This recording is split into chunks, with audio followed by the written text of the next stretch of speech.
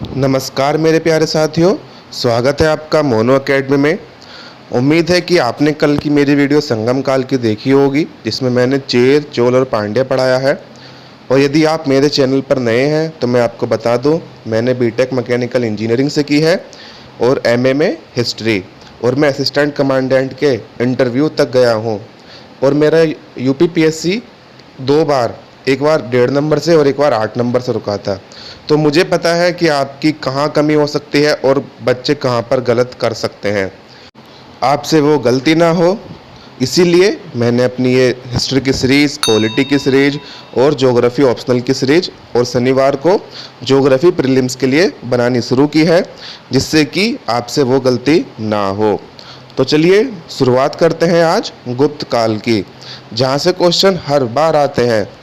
तो सबसे पहले देखते हैं गुप्त काल का टाइम पीरियड यानी कि काल क्या है। इसका है 275 ईस्वी से 550 ईस्वी तक।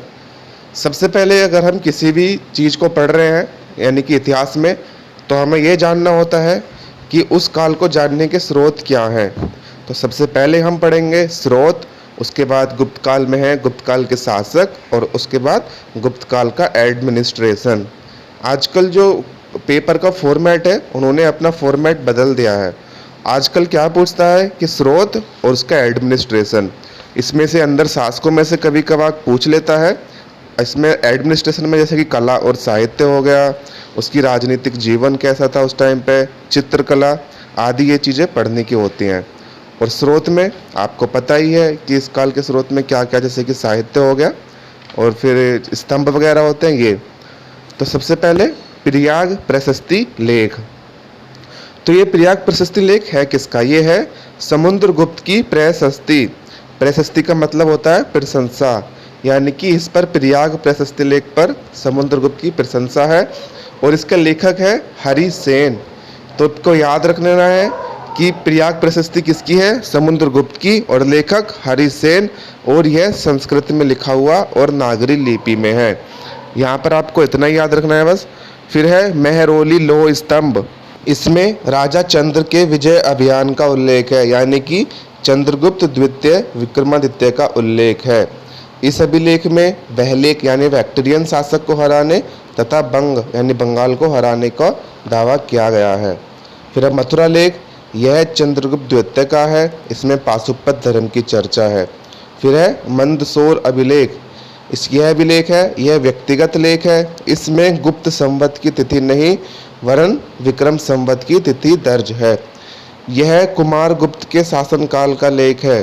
तो अभी तक 4 लेख हो गए हैं। प्रयाग प्रशस्ति यानी हरिश किसका है? वो समुद्रगुप्त, मेहरौली, मथुरा और मंदसौर। फिर है भीतरी स्तंभ लेख।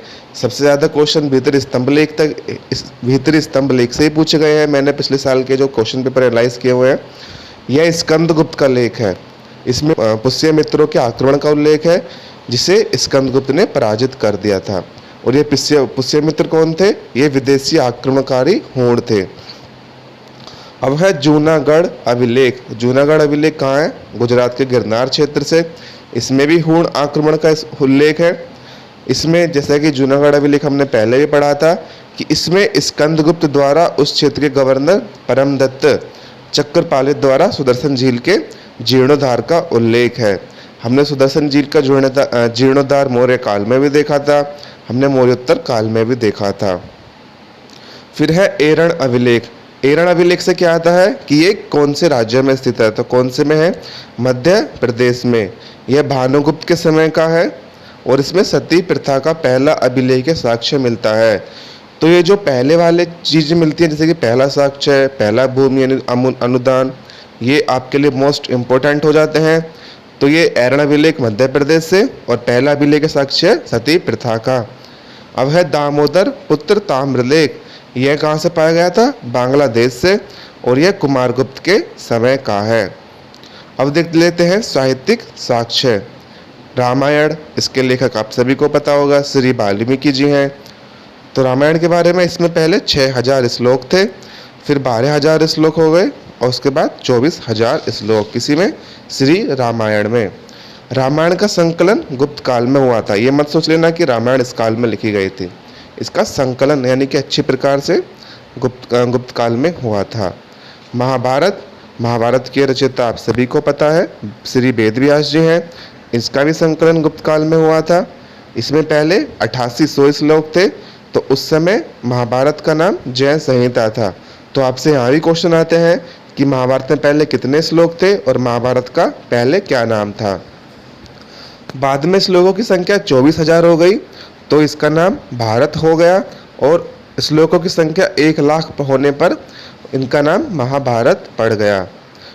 तो इससे क्या देखने को मिलता है इन किताबों से हमें, दोनों से ही गुप्तकालीन राजनीतिक, धार्मिक और सामाजिक व्यवस्था पर प्रकाश पड़ता है। तो एक बार और बता दूं कि आप जो महाभारत और रामायण को मिथिकल कहते हैं ना, मिथिकल है, इन्हें कहना बंद कर दीजिए। ये हमारा इतिहास है। फिर है पुराणों का संकलन भी गुप्त काल में हुआ है। तो आप सभी जैसे पता है कि पुराणों के रचयिता एक नहीं है, परंतु परंपरा में इन्हें लिखने का श्रेय वेद व्यास जी को ही जाता है, और इनके संकलनकर्ता लोमहर्ष एवं उग्रश्रवा को माना जाता है। पुराणों की संख्या 18 है। यदि आपने मेरे लेक्चर नहीं देखे हो इतिहास के, तो आप वहाँ जाकर देख सकते हैं। मैंने 18 पुराणों के नाम बताए थे वहाँ पर। पुराण के भाग में आता है सर्ग, इसमें सृष्टि की कहानी लिखी हुई है। प्रति सर्ग, इसमें प्रलय के बाद की सृष्टि की कहानी। मनवंतर में विभिन्न काल के मनुओं की कहानी। वंश, इसमें देव ऋषि की कथा है। और वंशानुचरित, इसमें विभिन्न काल के राजवंश एवं उसके कालों का इतिहास है। तो इतिहास निर्माण के दृष्टिकोण से कौन सा इंपॉर्टेंट हो जाएगा आपके लिए? वंशानुचरित, क्योंकि इसमें विभिन्न काल के राजवंश एवं उसके कालों का इतिहास है। स्मृति साहित्य भी हमने ऋग्वेद काल में पढ़ा था, जैसे कि याज्ञवल्क्य के स्मृति, बृहस्पति, नारद, विष्णु स्मृति, कात्यायन स्मृति। इसमें क्या है? इसमें सामाजिक विधि विधान जैसे संपत्ति, उत्तराधिकारी, विवाह, दंड आदि का उल्लेख मिलता है। इन सभी चीज़ों का जो संकलन हुआ था वो इस काल में आकर हुआ था, यानी कि अच्छी प्रकार से सिंक्रोनाइज किया गया था।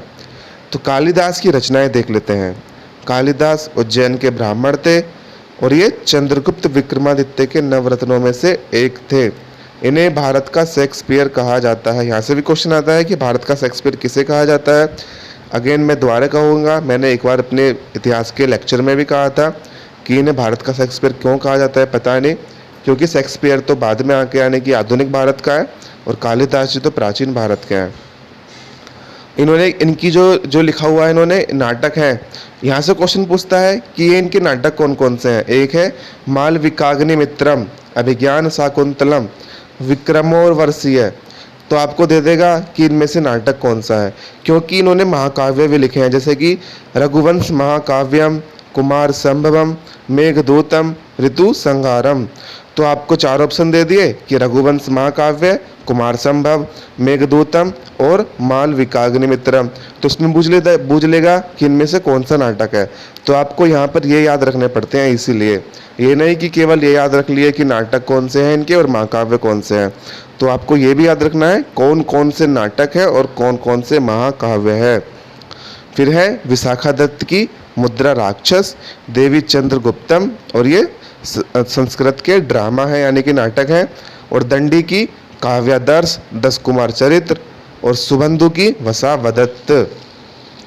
भारवी की किरीटार्जुनीयम, ये महाभारत के वन पर्व पर आधारित है। और फिर है कौमुदी महोत्सव, इनकी लेखिका है वज्जिका। नीतिसार, इनके लेखक हैं कामंदक, इसमें नैतिकता की बातें बताई गई हैं। और कामसूत्र, इसके लेखक हैं वात्स्यायन। फिर है मृच्छकटिकम, इसके जो लेखक हैं शूद्रक हैं। फिर है आर्यभट्टियम, इनके लेखक हैं आर्यभट्ट। ये तारेगना पाटलिपुत्र के निवासी हैं और ये महान खगोल शास्त्री एवं गणितज्ञ हैं। इनका नाम किसने नहीं सुना होगा भारतवासियों में। इन्होंने सूर्य ग्रहण, चंद्र ग्रहण आदि की बात की तथा ये भी बताया कि पृथ्वी अपने अक्ष पर घूमती है और सूर्य के चारों ओर चक्कर लगाती है। तो आप देख सकते हैं कि प्राचीन भारत में हमारा साइंस कितना उन्नत था। और ये आज के टाइम पे जो आधुनिक भारत में इन्होंने 16वीं शताब्दी में आकर इसकी थ्योरी दी थी, कोपरनिकस वगैरह में। लेकिन हम तो वही है, हम इन्फीरियर कॉम्प्लेक्स फील करते हैं। जो हमारा प्राचीन भारत का ज्ञान है उसे नहीं मानेंगे और जो पश्चिमी देश है उनसे बस क्रेडिट लेने को घूमते रहते हैं कि पश्चिमी देश कब हमें क्रेडिट दें। फिर है अमरकोश, इनके लेखक हैं अमर सिंह। फिर है सुश्रुत संहिता, इनके लेखक हैं सुश्रुत। इसमें क्या है, शल्य चिकित्सा की जानकारी, यानी कि शल्य चिकित्सा यानी ऑपरेशन की जानकारी। तो आप देख सकते हैं कि हमारे यहाँ पर ऑपरेशन की जानकारी प्राचीन भारत से ही दे दी गई थी। अब है वराह मिहिर की रचना। वराह मिहिर की रचनाएं हैं वृहत संहिता, वृहत जातक, लघु जातक, पंच सिद्धांतिका। पंच सिद्धांतिका में क्या है, इसमें ज्योतिष के 5 सिद्धांत हैं। फिर है फाहियान का यात्रा वृतांत। फाहियान की किताब कौन सी है, फो क्योंकि, याद रख लेना कौन सी, फो क्योंकि, किसकी, फाहियान की। यह चंद्रगुप्त विक्रमादित्य के शासनकाल में आया था। यहाँ से क्वेश्चन पूछ लेते हैं कि यह किसके शासनकाल में आया था। और अब तो ये भी क्वेश्चन पूछने लग गए हैं कि ये आया किस रास्ते थे, आया किस रास्ते से था और गया किस रास्ते से। तो मैं आपको बता देता हूँ कि यह स्थल मार्ग से आया था, खोतान, कासगढ़ और गांधार के रास्ते होते हुए, और गया था समुद्री रास्तों से। और यह सीलोन और जावा भी गया था। और यह 9 साल तक भारत में रहा था और 6 साल गुप्त काल में रहा था। तो चीनी यात्रियों का भारत आने का क्रम मैं बता देता हूँ कि सबसे पहले कौन आया था, सबसे बाद में कौन। तो सबसे पहले फाहियान, फिर सुंगियुन और ह्वेनसांग। ह्वेनसांग हर्ष के शासनकाल में आया था। तो ह्वेनसांग और फाहियान से आपके बहुत सारे क्वेश्चन बनते हैं।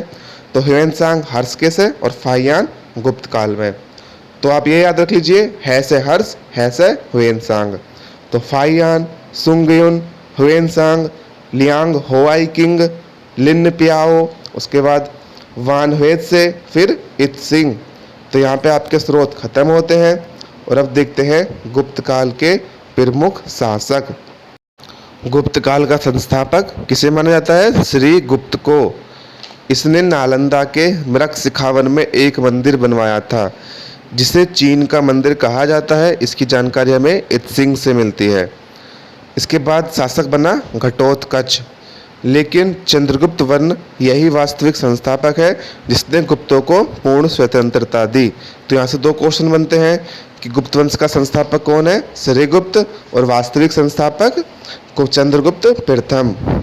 यह प्रथम शासक था जिसने महाराजा धीराज की उपाधि ग्रहण की, और इसने एक संवत चलाया था जिसे गुप्त संवत कहा जाता है। और उज्जैनी के शासक विक्रमादित्य ने 57 ईसा पूर्व में एक संवत चलाया था जिसे विक्रम संवत के नाम से जाना जाता है, जो कि हम भारत में यूज करते हैं। कौन सा, विक्रम संवत। ये 57 ईसा पूर्व में चलाया गया था।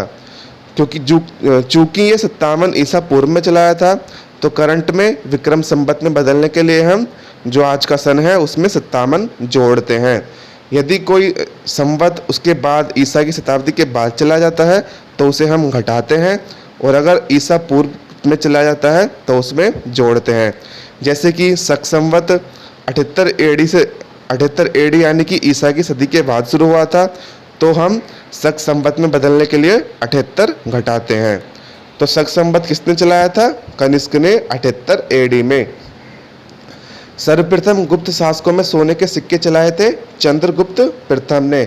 लेकिन यदि पूछे कि प्राचीन भारत में सबसे पहले सोने के सिक्के चलाए थे किसने, इंडो ग्रीक शासकों ने चलाए थे, और उसमें भी मिनांडर ने। तो इसने लिच्छवी राजकुमारी कुमार देवी से विवाह किया था और सिक्कों पर कुमार देवी की आकृति खुदवाई थी। उसके बाद समुद्रगुप्त। समुद्रगुप्त विश्व के सबसे महान शासकों में से एक है। तो इसे विंसेंट स्मिथ ने भारत का नेपोलियन कहा है। किसने, विंसेंट स्मिथ ने। यहाँ से भी क्वेश्चन पूछे हैं कि किसने समुद्रगुप्त को भारत का नेपोलियन कहा है, तो किसने, विंसेंट स्मिथ ने। इसने श्रीलंका के शासक मेघवर्मन ने गया में एक बौद्ध मठ बनवाने की अनुमति मांगी थी, तो समुद्रगुप्त ने दे दी थी। और समुद्रगुप्त ने अश्वमेघ यज्ञ भी करवाया था। और इन्होंने गोल्ड यानी कि सोने और चांदी के सिक्के भी चलवाए थे, और ये वैष्णव धर्म को मानने वाले थे। और सिक्कों पर इन्हें वीणा बजाते हुए दिखाया गया है। फिर है रामगुप्त। ऐसा माना जाता है कि समुद्रगुप्त के बाद चंद्रगुप्त द्वितीय गद्दी पर बैठा, परंतु अब रामगुप्त की ऐतिहासिकता सिद्ध हो चुकी है। फिर अब आते हैं चंद्रगुप्त द्वितीय यानी कि विक्रमादित्य पर। यह रामगुप्त की हत्या करके शासक बना और उसकी पत्नी ध्रुव देवी से विवाह भी कर लिया और इसने नागवंश की राजकुमारी कुबेर नागा से भी विवाह किया और साथ ही अपनी पुत्री प्रभावती गुप्त का विवाह वकाटक शासक रुद्रसेन द्वितीय से किया। तो ये ज़्यादा शादी करना या फिर अपनी पुत्री की शादी किसी और राज्य के शासक से करा देना, इसका अपना अलग महत्व होता था, जिससे कि उस राज्य पर कब्जा कर सकें या फिर उस राज्य की स्ट्रेटेजिक पोस्ट का फ़ायदा उठा सकें। इसने गुजरात के शासक रुद्रसेन तृतीय को हरा दिया और इसी उपलक्ष्य में उसने सकारी एवं विक्रमादित्य की उपाधि ली। यहाँ से भी क्वेश्चन पूछ लेगा कि किस राज्य के शासक को हराने के बाद उसने सकारी की उपाधि ली। तो इसके दरबार में नवरत्न सुशोभित करते थे। तो चंद्रगुप्त द्वितीय विक्रमादित्य के दरबार में नवरत्न थे, जैसे कि कालिदास, धन्वंतरी, वराह मिहिर, अमर सिंह, शंकु, छपणक, बेताल भट्ट, वररुचि और घटकरपर, ये 9 थे। ये आपको कोई ही बताता है यहाँ पर यूट्यूब पे, मैंने आपको बताए हैं। इन्होंने युद्ध किस किस के खिलाफ लड़े थे? शकों के खिलाफ। और इनके टाइम पे जो व्यापार था वो काफ़ी उन्नत था। इन्होंने सिंध को पार किया और बैक्टीरिया को भी जीत लिया था। कुमारगुप्त प्रथम, इन्होंने सर्वाधिक सिक्के चलाए थे और अश्वमेघ यज्ञ भी करवाया था। सर्वाधिक अभिलेख भी कुमारगुप्त प्रथम के हैं। तो यहाँ से कौन से हो गए? सर्वाधिक अभिलेख भी हैं और सर्वाधिक सिक्के भी कुमारगुप्त प्रथम के हैं। और नालंदा विश्वविद्यालय का संस्थापक भी कुमारगुप्त हैं। और संस्कृत का प्रकांड विद्वान वत्सभट्टी भी इन्हीं के दरबार में रहता था। मंदोर प्रशस्ति की रचना वत्सभट्टी ने की है। और कुमारगुप्त के अंतिम जीवन में पुष्यमित्रों का आक्रमण हुआ था, जिसे स्कंदगुप्त ने पराजित कर दिया था। अब पढ़ते हैं स्कंदगुप्त की। स्कंदगुप्त का जैसे कि मैंने पढ़ाया था कि इन्होंने हूण आक्रमण को विफल कर दिया था, यानी कि पुष्यमित्रों के आक्रमण को, और किरमादित्य की उपाधि ली थी। यहाँ से भी क्वेश्चन आते हैं कि किरमादित्य की उपाधि किसने ली थी और इसका स्रोत क्या था? जूनागढ़ अभिलेख। और 486 इन्होंने चीनी सम्राट के दरबार में राजदूत भेजा था। और हूणों के मतलब स्कंदगुप्त के बाद जो बाकी के सम्राट हुए थे वो कमजोर थे और इसी कारण जो गुप्त एम्पायर था वो हूणों के आक्रमण के कारण धीरे धीरे बिखरने लग गया। तो यहाँ पर आपका शासक खत्म होते हैं। इसमें कल हम पढ़ लेंगे कि मिलिट्री कैंपेन से याद आया कि समुद्रगुप्त के मिलिट्री कैंपेन के बारे में बता दो कि इन्होंने नॉर्थ इंडिया के जो रूलर थे उनके खिलाफ भी इन्होंने कैंपेन किया था। जैसे कि नॉर्थ इंडिया में नाग रूलर जो अच्युत थे उनके खिलाफ, और नागसेन जो ऊपरी गंगा घाटी में थे उनके खिलाफ अपना कैंपेन किया, यानी कि युद्ध लड़ा और जीत गए।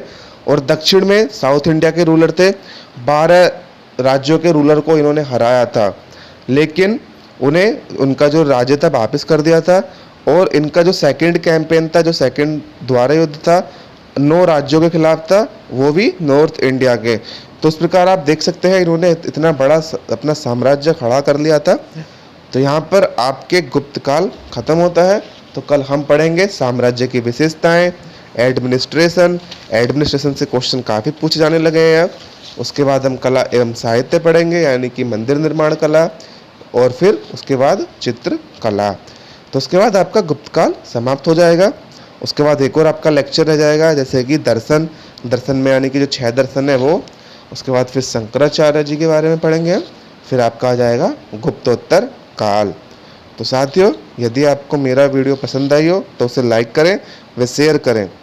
और यदि आपने मेरे चैनल को सब्सक्राइब नहीं किया है तो सब्सक्राइब अवश्य करें, बेल आइकन दबाना ना भूलें। आपका बहुत बहुत धन्यवाद।